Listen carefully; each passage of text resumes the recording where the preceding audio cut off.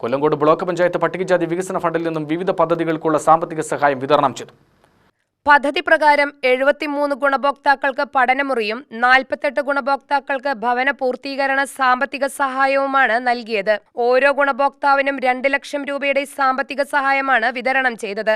പദ്ധതിയുടെ ഒന്നാം ഗഡു സാമ്പത്തിക വിതരണം block panchayat president R Chinnakuttan നിർവഹിച്ചു. അതിന്റെ ഭാഗമായിട്ടാണ് 1,46,00,000 നമ്മുടെ ബ്ലോക്കിലുള്ള പഠനമുറിക്കും വീട് പൂർത്തിയാക്കാത്തവർക്കുള്ള സഹായവുമായി കൊടുക്കാൻ വേണ്ടി പോകുന്നു. ഇതോടൊപ്പം തന്നെ നമ്മൾ ശ്രദ്ധിക്കേണ്ട ഒരു കാര്യം, നമ്മുടെ കുടുംബത്തിലെ കുട്ടികൾ, വളർന്നു വരുന്ന കുട്ടികൾ, അത് പെൺകുട്ടികളായാലും ആൺകുട്ടികളായാലും വല്ലാതെ ലഹരിക്ക് അടിമപ്പെടുകയാണ്.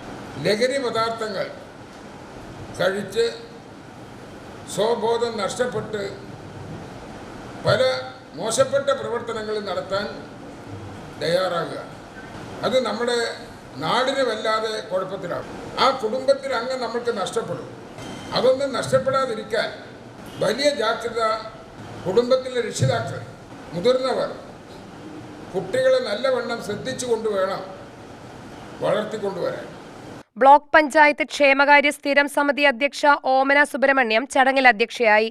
ബ്ലോക്ക് പഞ്ചായത്ത് അംഗം Sathyabhama Chandran, SC/ST officer P Manikandan, AC Jailavudheen, Prasannakumari, Anitha, Noorjahan, Sunil എന്നിവർ പ്രസംഗിച്ചു.